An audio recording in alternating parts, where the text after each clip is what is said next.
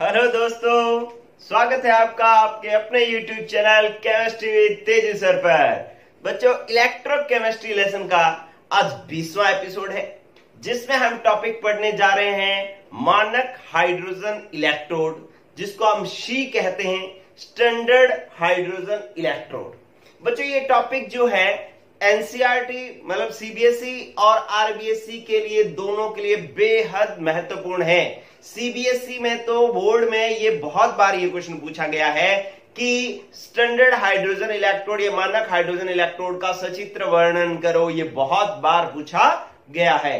ठीक है, तो आज इस टॉपिक को हम सीख रहे हैं बच्चों, आपके लिए भी ये बहुत ही महत्वपूर्ण है।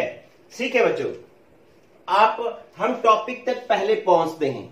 ठीक है, पहले टॉपिक तक पहुंचेंगे। हो क्या रहा था, पिछले एपिसोड में हमने देखा था कि कहानी कुछ इस तरीके से चल रही थी कि यूं एक पात्र होता था जिसके अंदर ZnSO4 के विलयन में जिंक की छड़ डूबी होती थी और कॉपर सल्फेट के विलयन में कॉपर की छड़ डूबी होती थी। दोनों को चालक तार से जोड़ दिया जाता था, लवण सेतु लगा दिया जाता था और यहां पर वोल्ट मीटर लगा दिया जाता था।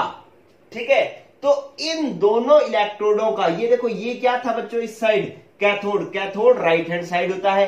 ये क्या है, एनोड लेफ्ट हैंड साइड होता है।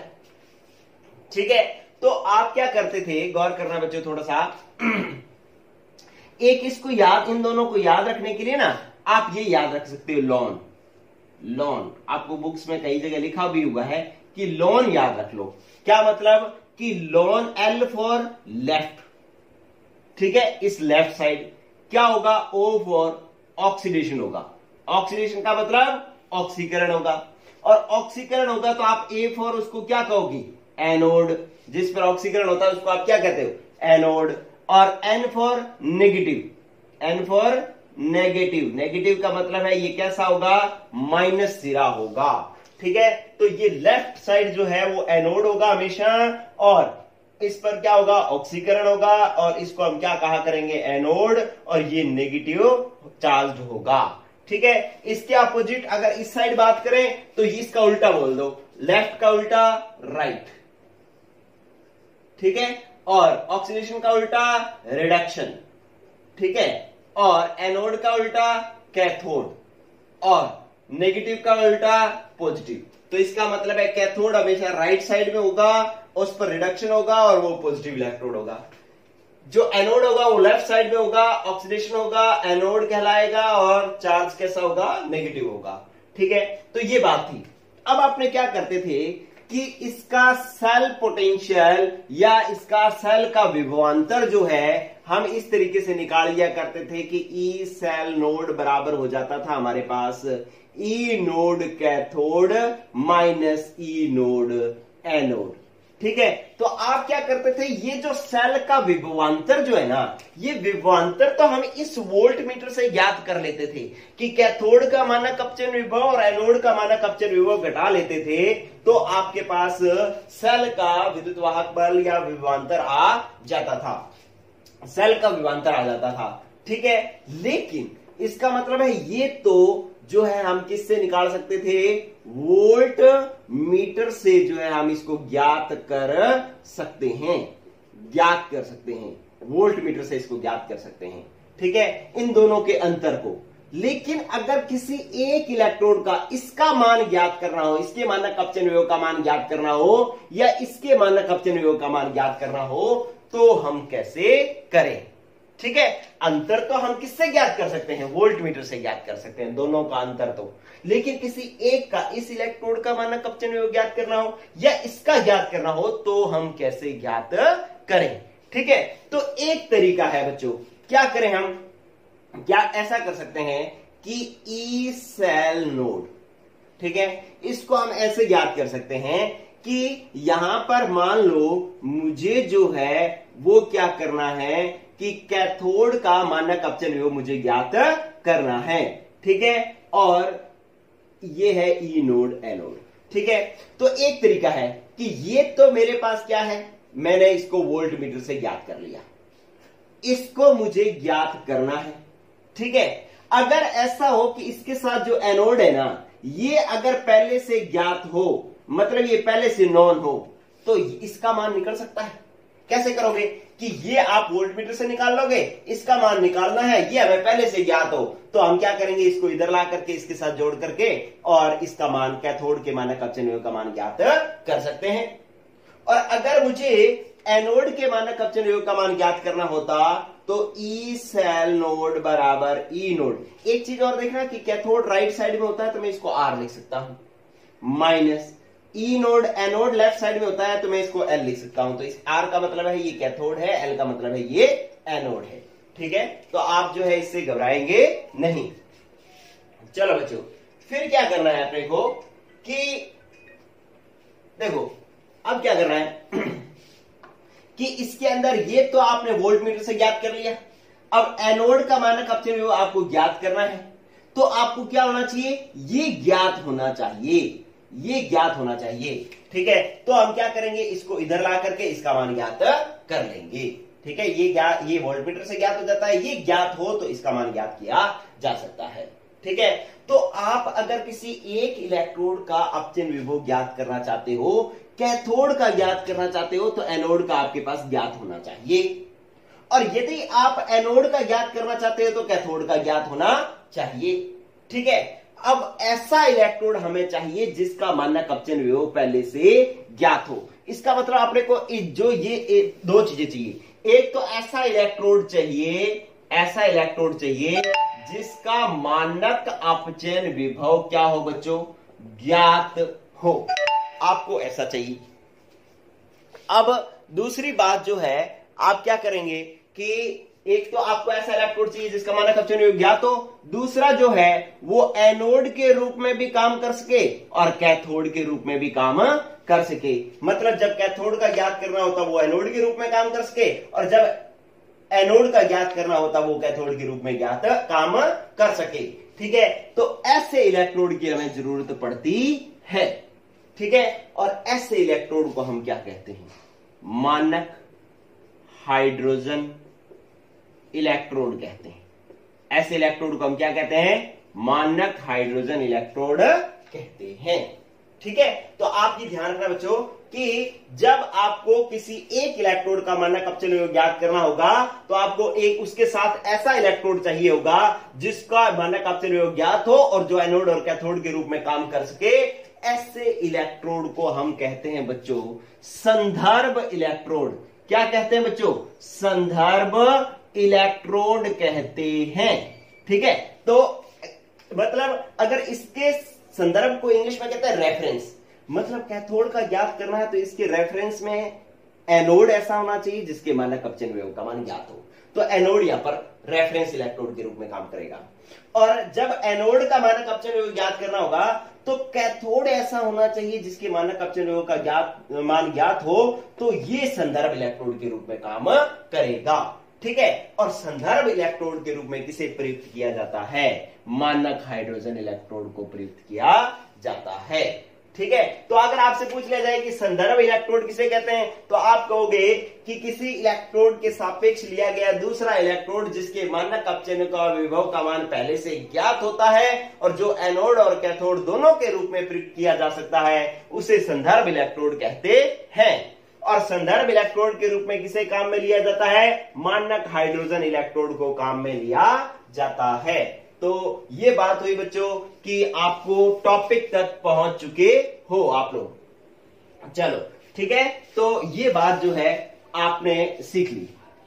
चलो अब आप देखें कि मानक हाइड्रोजन इलेक्ट्रोड जो है, मानक हाइड्रोजन इलेक्ट्रोड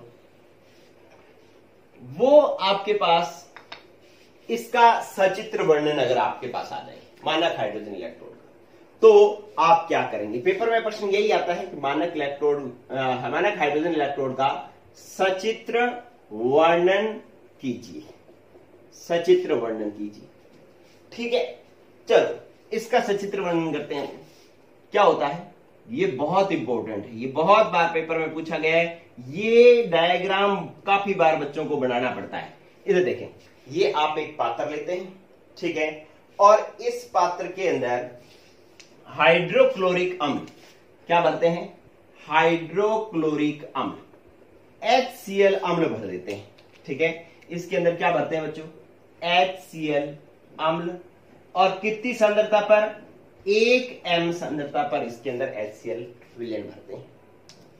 और इसके अंदर एक प्लेटिनम की तार लगाते हैं, यूं प्लेटिनम की तार, और यहां पर एक प्लेटिनम की पन्नी होती है। ठीक है, इस पन्नी पर प्लेटिनम ब्लैक से लेपित होती है, प्लेटिनम ब्लैक से, यूं। ठीक है, अब मैं यहां पर ले देता हूं कि ये तार किसकी है? प्लेटिनम की। आपने क्या ली? तार। ये क्या है? प्लेटिनम की पन्नी है जो प्लेटिनम ब्लैक से लेपित है, प्लेटिनम ब्लैक से लेपित है। प्लेटिनम ब्लैक का मतलब क्या होता है? चूर्णित प्लेटिनम, पाउडर्ड प्लेटिनम जो है उसको इसके ऊपर चिपकाया हुआ है, मतलब इसकी परत चढ़ाई हुई है, चूर्ण किया हुआ प्लेटिनम का परत जो है इस पर चढ़ाई हुई है। ठीक है, और इसके ऊपर एक कांच का जार लगा देते हैं, ऐसे करके कांच का यूं जार लगा देते हैं, ऐसे। ठीक है, ये हमने इस पर लगा दिया कांच का जार। ठीक है, इस जार में यहां पर जगह छोड़ते हैं, इस जगह से एक वायुमंडलीय दाब पर हाइड्रोजन गैस जो है वो प्रवाहित करते हैं। ठीक है, इस छिद्र का उपयोग क्या होता है कि यहां से जो हाइड्रोजन गैस प्रवाहित करते हैं वो हाइड्रोजन गैस इस प्लेटिनम ब्लैक वाली पन्नी पर आकर के अधिशोषित होती है, और जो अतिरिक्त हाइड्रोजन होती है वो यहां से निकल भी सकती है। ठीक है, तो ये आपके पास इसका सचित्र वर्णन हो गया। ठीक है, तो आपसे अगर पूछा जाए, चित्र समझ में आ गया कि मानक हाइड्रोजन इलेक्ट्रोड का सचित्र वर्णन करो, तो ये मानक हाइड्रोजन इलेक्ट्रोड का चित्र है बच्चों। ठीक है, अब बात करते हैं कि इसको एनोड के रूप में भी प्रयुक्त किया जा सकता है और कैथोड के रूप में भी प्रयुक्त किया जा सकता है। देखो, जब इसको एनोड के रूप में काम में लेंगे तब क्या अभिक्रिया होगी, एनोड के रूप में ये कैसे काम करेगा? देखो, अगर आपको समझना है ना, तो आपके पास एक बात सामने आ रही है बच्चों। आपके पास दो चीजें हैं, एक तो हाइड्रोजन गैस है और एक HCl में H प्लस आयन है। दो चीजें हैं आपके पास, एक हाइड्रोजन गैस है, एक H प्लस है। विलयन में जो HCl है ना, वो H प्लस और Cl माइनस है, तो इसको मैं क्या कह रहा हूं? H plus. और ये H2 गैस इस पन्नी पर जमा होगी, तो ये H2 गैस है। तो पन्नी पर जमा H2 गैस और विलयन में H प्लस, इन दोनों में आपस में क्रिया होगी। ठीक है, और आपको पता है कि एनोड पर कौन सी क्रिया होती है? ऑक्सीकरण। ठीक है, एनोड पर कौन सी क्रिया होती है? ऑक्सीकरण। अब होता क्या है कि इस ऑक्सीकरण में, ऑक्सीकरण हो या अपचयन, H2 या तो H प्लस में बदलेगा या H प्लस H2 में बदलेगा। इस मानक हाइड्रोजन इलेक्ट्रोड पर इतनी ही अभिक्रिया होगी। ठीक है, तो आप देखें कि एनोड पर ऑक्सीकरण होगा, तो आप मुझे बताओ H2 H प्लस में बदलेगा या H प्लस H2 में बदलेगा? बताओ क्या होगा? आप देखो, H2 पर आवेश कितना? 0, H प्लस पर 1 प्लस, इसका मतलब यहां पर 0 से +1 हो रहा है, तो ऑक्सीकरणांक में वृद्धि हो रही है, और ऑक्सीकरणांक में वृद्धि होना क्या कहलाता है? ऑक्सीकरण कहलाता है। ठीक है, तो यहां पर एनोड पर इसका जो है वो क्या होगा बच्चों? ऑक्सीकरण होगा। और अभिक्रिया कैसे लिखी जाएगी कि H2 जो होगा ना, वो किस में बदला जाएगा? H2 जो है वो 2H प्लस में बदलेगा, तभी तो ऑक्सीकरण होगा। और H प्लस में बदलने के लिए वो क्या करेगा? 2 इलेक्ट्रॉन त्यागेगा। ठीक है, और अगर इसका मैं इतना सा अर्ध सेल डायग्राम बनाऊं, इसका अर्ध सेल डायग्राम बनाऊं मैं, तो क्या बनेगा कि ये जो हाइड्रोजन गैस है, एनोड पर क्या परिवर्तन हो रहा है? H2 गैस, इसका दाब लिखना पड़ेगा 1 एटमॉस्फेयर। किस में बदल रहा है? H प्लस में, एक्वस में। विलयन की सांद्रता कितनी है? 1 m। ठीक है, लेकिन ये H2 गैस किस पर ले रहे हो? प्लेटिनम पर, तो इसलिए यहां पर PTSP लिखा जाएगा। ठीक है, तो जब एनोड के रूप में काम करेगा तो ऑक्सीकरण अभिक्रिया होगी, ऑक्सीकरण में H2 H प्लस में बदलेगा। ठीक है, और सेल डायग्राम आपको समझ में आता ही है कि H2 H प्लस में बदल रहा है, H2 गैस है, 1 एटमॉस्फेयर दाब, H प्लस में बदल रहा है, विलयन में जा रहा है, और 1 m इसकी सांद्रता है। ये H2 गैस किस पर है? ये H2 गैस है प्लेटिनम पर, इसलिए PT जो है मैंने यहां पर लिखा है। ये इसका सेल डायग्राम हो गया। और इसका अगर मानक अपचयन विभव देखा जाए तो E नोड, ठीक है, अपचयन विभव, ये तो ऑक्सीकरण की अभिक्रिया है। अपचयन देखोगे तो H प्लस किस में बदलेगा बच्चों? H2 में बदलेगा। ठीक है, H प्लस किस में बदलेगा? H2 में, तभी तो अपचयन होगा। हमें यहां पर अपचयन विभव लिखना होता है, मानक अपचयन विभव लिखना है, तो अपचयन विभव तो यही बनेगा और इसका मान होता है, इसका मान हमें ज्ञात होता है और कितना होता है? 0.00 वोल्ट होता है। ठीक है, इसके मानक अपचयन विभव का मान 0.00 वोल्ट होता है। तो इस तरीके से ये एनोड के रूप में काम कर रहा है और इसके मानक अपचयन विभव का मान 0.00 वोल्ट है। इस स्थिति का उपयोग कब किया जा सकता है बच्चों? जब हमें कैथोड का मानक अपचयन विभव ज्ञात करना होगा। जब हमें कैथोड का मानक अपचयन विभव ज्ञात करना होगा तो इस स्थिति का उपयोग करेंगे। ठीक है, लेकिन जब आपको एनोड का मानक अपचयन विभव ज्ञात करना होगा तो ये मानक हाइड्रोजन इलेक्ट्रोड किसके रूप में काम करेगा? कैथोड के रूप में काम करेगा। ठीक है, जब एनोड का मानक अपचयन विभव ज्ञात करना होगा तो ये किसके रूप में काम करेगा? सी किसके रूप में काम करेगा? कैथोड के रूप में काम करेगा। ठीक है, और कैथोड के रूप में काम करेगा तो अभिक्रिया कौन सी होगी?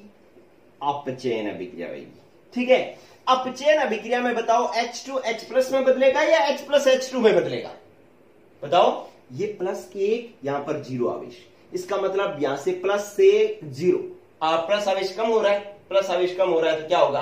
अपचयन। ठीक है, तो इसका मतलब है H प्लस जो है H प्लस किस में बदलेगा? H2 में बदलेगा। ठीक है, और ये एक्वस में था और कब बदलेगा? जब 2 इलेक्ट्रॉन ग्रहण करेगा। अरे H प्लस H2 में कब बदलेगा? जब 2 इलेक्ट्रॉन ग्रहण करेगा। ठीक है, तो अब इसका सेल डायग्राम क्या हो जाएगा बच्चों? अब इसका सेल डायग्राम इस तरीके से हो जाएगा कि आपके पास बात बन जाएगी, आप क्या लिखोगे कि कैथोड में पर जो है H प्लस जो है किस में बदल रहा है? H प्लस पहले विलयन में है तो H प्लस एक्वस इसकी सांद्रता, फिर किस में बदल रहा है? H2 गैस में, किसकी सतह पर? Pt की सतह पर। तो ये इसका सेल डायग्राम बनेगा, लेकिन साथ में इसका दाब और लिखना पड़ेगा, 1 एटमॉस्फेयर दाब और Pt का। ठीक है, तो जब कैथोड के रूप में काम करेगा तो ये सेल डायग्राम होगा, ये रासायनिक अभिक्रिया होगी। क्यों? क्योंकि अपचयन होता है। आप अगर मान लो देखें तो आपको याद नहीं करना पड़ रहा, एनोड पर ऑक्सीकरण मतलब H2 H प्लस में बदलेगा, कैथोड पर अपचयन मतलब H प्लस H2 में बदलेगा। ठीक है, तो इस तरीके से अभिक्रिया होगी। और इसका अगर आपको मानक अपचयन विभव ज्ञात करना हो तो क्या बनेगा बच्चों? ई नोड। ई नोड अपचयन विभव H प्लस से क्या बना? H2, इसका मान भी कितना होता है? 0.00 वोल्ट ही होता है। ठीक है, तो इसके मानक अपचयन विभव का मान जब ये कैथोड के रूप में काम करे चाहे एनोड के रूप में काम करे, इसका मानक अपचयन विभव जो है वो क्या होता है? 0.00 वोल्ट ही होता है। मानक अपचयन विभव की बात कर रहा हूं और मानक हाइड्रोजन इलेक्ट्रोड ही है। ध्यान रखना, किसी इलेक्ट्रोड का मानक अपचयन विभव ही इस विधि से ज्ञात किया जा सकता है, अगर मानक नहीं है तो इस विधि से ज्ञात नहीं किया जा सकता। और मानकता मतलब क्या होता है? इस विलयन की सांद्रता कितनी हो? 1 m हो। ठीक है, और ताप 298 केल्विन हो, दाब जो है 1 वायुमंडलीय हो या 1 बार हो। ठीक है, तब जो है मानक हाइड्रोजन इलेक्ट्रोड जो है काम में आएगा और मानक अपचयन विभव किसी इलेक्ट्रोड का ज्ञात किया जा सकेगा। ठीक है, तो ये बात भी हो गई। चलो अब मैं एक काम आपको करके दिखा देता हूं, दूसरा जो है आप करें बच्चों। क्या करना है आपको? मैं इसको साफ कर रहा हूं एक बार। देखो, अब आपको एक मानक हाइड्रोजन इलेक्ट्रोड की सहायता से आप एनोड का मानक अपचयन विभव स्टैंडर्ड रिडक्शन पोटेंशियल ज्ञात करना। ठीक है, ये एनोड का मानक अपचयन विभव अपने कैसे ज्ञात करेंगे? एनोड का मानक अपचयन विभव ज्ञात करना है तो एनोड मैं बना रहा हूं किसका? मान लो जिंक का मैंने एनोड बना लिया। ये लो जी, ये इसके अंदर ZnSO4 विलयन है और जिंक की छड़ है और मुझे इसका मानक अपचयन विभव ज्ञात करना है। ये क्या बनाया मैंने? Anode, left side anode, right side cathode. ठीक है, अब मैं क्या करूंगा? दूसरी साइड क्या मैं कॉपर वाली छड़ लगाऊं क्या? नहीं। क्यों नहीं? क्योंकि मैं अब कोई डेनियल सेल नहीं बना रहा हूं। मैं क्या कर रहा हूं? मैं कर रहा हूं एनोड का मानक अपचयन विभव ज्ञात कर रहा हूं। तो जब एनोड का ज्ञात करना होता है तो कैथोड किसका लोगे आप? सी का। कैथोड किसका लोगे आप? सी का। और सी जो है वो कैथोड के रूप में काम करेगा। सी मतलब स्टैंडर्ड हाइड्रोजन इलेक्ट्रोड। कैसे होता है? इस तरीके से यूं कांच की नली लगी होती है, यहां पर प्लेटिनम ब्लैक की पन्नी होती है, एक MHCl जो है वो भरा होता है। अब आप इनको क्या करो, चालक तार से जोड़ दो, लवण सेतु लगा दो, ठीक है, और यहां पर लगा दो वोल्ट मीटर। ठीक है, इतना काम अब आप करोगे। ये चित्र बनेगा आपका। पेपर में ऐसा प्रश्न आएगा कि आपको कहेगा कि एनोड का मानक अपचन विभव जो है वो मानक हाइड्रोजन इलेक्ट्रोड की सहायता से ज्ञात कीजिए। तब आप क्या करोगे, इस तरीके से एनोड बनाओगे, इधर सी का कैथोड बनाओगे, दोनों को वोल्ट मीटर से जोड़ दोगे। अब वोल्ट मीटर क्या करेगा बच्चों? इन दोनों के अंतर को माप देगा। इन दोनों का अंतर जो है वो ई सेल नोड कहलाता है और वो आया 0.76 वोल्ट। या वोल्ट मीटर में मैंने रीडिंग देखी तो वो कितना आया? 0.76 वोल्ट आया। ठीक है, तो अब मैं क्या करूंगा कि इसका अब आप पहले तो एनोड की क्रिया देख लो। आप एनोड पर क्रिया, ठीक है, अर्ध सेल दोनों लेने पड़ेंगे ना। तो एनोड पर क्या हो रहा है? एनोड पर तो होगा, आपको पता है, ऑक्सीकरण। ऑक्सीकरण का मतलब Zn ठोस जो है वो Zn+2 एक्वस में बदलेगा और 2 इलेक्ट्रॉन त्यागेगा। ठीक है, और इसका जो मानक अपचयन विभव जो होगा, मानक अपचयन विभव वो क्या होगा? ई नोड Zn+2 से, अपचयन लिख रहे हैं तो Zn+2 से Zn लिखेंगे और ये मान मुझे क्या करना है? ज्ञात करना है। ठीक है, अब मेरे को कैथोड पर देखना है कि कैथोड पर क्या क्रिया हुई। कैथोड पर क्रिया, अब कैथोड पर अपचयन होता है। अपचयन में आपके पास ये सी है, सी है तो सी में या तो H+ होता है या H2 होता है। ठीक है, तो अपचयन में H+H2 में बदलेगा। इसका मतलब है कि इसके अंदर 2H+ 2 इलेक्ट्रॉन ग्रहण करेगा और H2 गैस में बदल जाएगा। यह अभिक्रिया होगी। ठीक है, तो आपके पास एनोड पर अभिक्रिया होगी और इसका मानक अपचयन विभव हो गया। कैथोड पर अभिक्रिया होगी और इसका मानक अपचयन विभव। इसका मानक अपचयन विभव क्या आएगा बच्चों? इसका ई नोड H+ से H2, इसका मान ज्ञात होता है 0.00 वोल्ट। ये हमें ज्ञात करना है। ठीक है, और हम जानते हैं, क्योंकि हम जानते हैं कि क्या होता है, ई सेल नोड बराबर होता है ई node cathode minus E node anode. ठीक है, अब आपके पास ई सेल नोड, इसका मान तो आपको पता ही है कितना है? 0.76 वोल्ट। या पहले ये लिख लो आप, E cell node is equal to cathode. Cathode कौन सा है? ये वाला। तो आपने लिखा ई नोड H+ से H2 minus E node anode. Anode कौन सा है? ई नोड Zn+2 से Zn, तो ई नोड Zn+2 से Zn। ठीक है, इसका मान, पहले तो इसका मान देखो, आप यहां पर आ जाओ। इसका मान आपको पता है 0.76 वोल्ट। इसका मान आपको पता है, हाइड्रोजन इलेक्ट्रोड का मान कितना होता है? 0.00 वोल्ट माइनस इसका मान आपने ज्ञात करना है, तो ई नोड Zn+2 से Zn। ठीक है, तो ये मान आपको ज्ञात करना है। तो ये क्या आ गया? माइनस Zn+2 से Zn बराबर क्या आ गया? माइनस ई नोड Zn+2 से Zn का मान आ गया 0.76 वोल्ट। लेकिन ये माइनस अगर हटाओगे तो इस पूरी समीकरण को माइनस से गुणा कर लेना, तो ये तो हो जाएगा प्लस और ये हो जाएगा माइनस। ठीक है, तो ये क्या हो जाएगा? माइनस। तो इसका मतलब है कि ई नोड Zn+2 से Zn का मान है माइनस 0.76 वोल्ट। ठीक है, तो इस तरीके से आप जो है एनोड का मानक अपचयन विभव जो है सी की सहायता से ज्ञात कर सकते हो। अगर आपको कैथोड का ज्ञात करना होता, अगर आपको कैथोड का मानक अपचयन विभव ज्ञात करना होता तो आप क्या करते बच्चों? कैथोड का मानक अपचयन विभव अगर आपको ज्ञात करना होता तो आप कैथोड मान लो कॉपर का बना लिया, फिर एनोड किसका बनता? एनोड बनता आपके पास सी का। ठीक है, फिर दोनों को जोड़ते, वोल्ट मीटर लगाते, और इस बार कॉपर का अगर आप लगाओगे तो ई सेल नोड का मान 0.34 वोल्ट आता है। ठीक है, तो आप मुझे इसकी सहायता से, आप अगर कॉपर का, यहां पर आप कॉपर बनाओगे, इधर सी बनाओगे, अंतर 0.34 वोल्ट आएगा।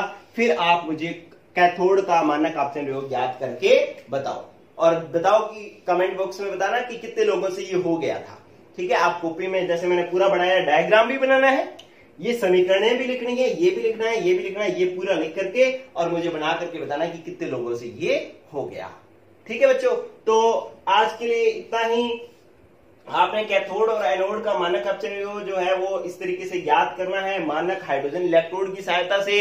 लेकिन आप सब लोग जानते हैं कि टॉपिक पढ़ा देने से टॉपिक पूरा नहीं होता। जब तक हम प्रश्न नहीं करते, जब तक न्यूमेरिकल्स नहीं करते, तब तक हमारे जो है वो टॉपिक कंप्लीट नहीं होता। इसलिए ये टॉपिक अभी अधूरा ही माने आप, इसलिए अधूरा माने कि अभी इसके न्यूमेरिकल्स, इसके क्वेश्चंस हमने करने हैं। ठीक है बच्चों, और एक जरूरी सूचना कि मैं जो है वो लगभग एक हफ्ते के लिए बाहर जा रहा हूं, तो इसलिए कल से क्लास नहीं रहेगी और ये लगभग 16 या 17 तारीख को क्लास रहेगी।